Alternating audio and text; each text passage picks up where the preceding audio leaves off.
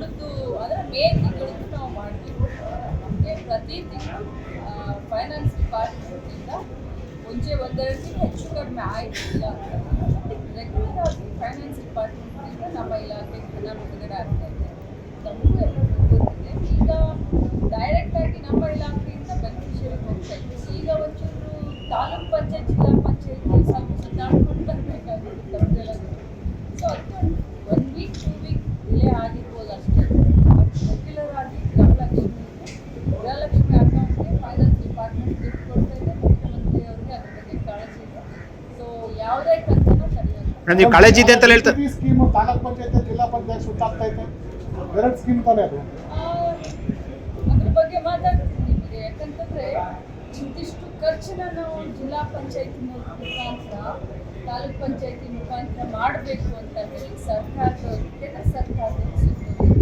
So ಆ ಸುತ್ತೋಲೆ ಪ್ರಕಾರ ಸ್ವಲ್ಪ ನಾವೀಗ ತಾಲೂಕ್ ಪಂಚಾಯತ್ ಜಿಲ್ಲಾ ಪಂಚಾಯತಿ ಕೂಡ ಅಂದರೆ ಇನ್ನೊಂದು ಸ್ವಲ್ಪ ಸರಳ ಆಗಲಿ ಅಂತ ಕಳಿಸ್ತೀವಿ.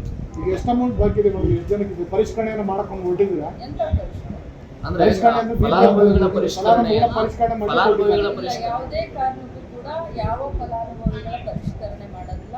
ಇದು ನಿರಂತರವಾಗಿ ಅಂದರೆ ನಾವು ಕಟ್ ಆಫ್ ಡೇಟ್ ಯಾವುದು ಕೊಡಲೇ ಇಲ್ಲ. ಇದು ನಿರಂತರವಾಗಿ ಗೃಹಲಕ್ಷ್ಮಿ ಆ್ಯಡ್ ಹಾಕ್ಕೊಂಡೇ ಇದೆ. ಪ್ರತಿ ತಿಂಗಳು 15,000 20,000 30,000 ಗೃಹಲಕ್ಷ್ಮಿಗಳು ಪ್ರತಿ ತಿಂಗಳು ಜಾಸ್ತಿ ಆಗ್ತಾ ಇದ್ದಾರೆ. ಟೋಟಲ್ ಆಗಿ 1,25,00,000ಕ್ಕಿಂತ ಮೇಲ್ಪಟ್ಟು ಯಜಮಾನಿಗಳು ಈಗಾಗಲೇ ನಮ್ಮ ಇಲಾಖೆಯಿಂದ ಗೃಹಲಕ್ಷ್ಮಿ ಹಣ ತೆಗೆದುಕೊಳ್ತಾ ಇದ್ದಾರೆ. ಇದು ಪ್ರತಿ ತಿಂಗಳು ಹಾಗೆ ಕಂಟಿನ್ಯೂ ಆಗಿದೆ. ಇದರಲ್ಲಿ ಯಾವುದೇ ರೀತಿಯಾದಂಥ ಪರಿಷ್ಕರಣೆಯನ್ನು ನಾವು ಮಾಡ್ತೀವಿ. ಮೇಡಮ್, ಸಂದೇಶ ಸುರಕ್ಷಾ ಮತ್ತಿರ್ಬೋದು, ವಿಧವಾ ವೇತನ ಇರ್ಬೋದು, ಅದನ್ನು ಪರಿಷ್ಕರಣೆ ಮಾಡಲಿಕ್ಕೆ ಹೊರಟಿದ್ದಾರೆ. ಈಗ ಸುಮಾರು 23 ಲಕ್ಷ ಇವನ್ನ ಸಂದೇಶ ಸುರಕ್ಷಾ ಯೋಜನೆಯನ್ನ ಕಟ್ ಆಫ್ ಮಾಡ್ತಿದ್ದಾರೆ. ಹಾಗಾಗಿ ಒಂದ್ ವೇಳೆ ಇನ್ಕಮ್ ಸ್ಲಾಬ್ ಇರೋರನ್ನ IT ಪೇಯರ್ನ ಮಾನಿಟರ್ ಮಾಡಿ ಅಂತ ಇನ್ಸ್ಟ್ರಕ್ಷನ್ ಹೋಗಿದೆ DC-ಗಳಿಗೆ. ಒಂದ್ ವೇಳೆ ಮಾಡಿದ್ರೆ ನಿಮ್ಮ ಇಲಾಖೆ ಅನ್ವಯ ಆಗುತ್ತೆ. BPL ಕಾರ್ಡ್ ಮಾತ್ರ ನಿಮ್ಮ ಇಲಾಖೆ ಮುಂದೆ ನೋಡೋಣ. ಈಗ ಸದ್ಯಕ್ಕೆ ಭಾಳ ಪ್ರಿಮೆಚೂರ್ ಆಗುತ್ತೆ ಇದ್ರ ಬಗ್ಗೆ ಮಾತನಾಡೋದು.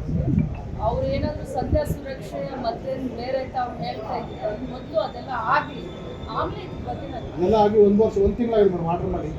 ಅದೇ ಅದು ಮೊದಲು ಪರಿಷ್ಕರಣೆ ಆಗಲಿ, ಅದು ಇಫೆಕ್ಟ್ ಆಗುತ್ತೋ ಇಲ್ಲೋ ಅನ್ನೋದನ್ನ ಆಮೇಲೆ ಪರಿಷ್ಕರಣೆ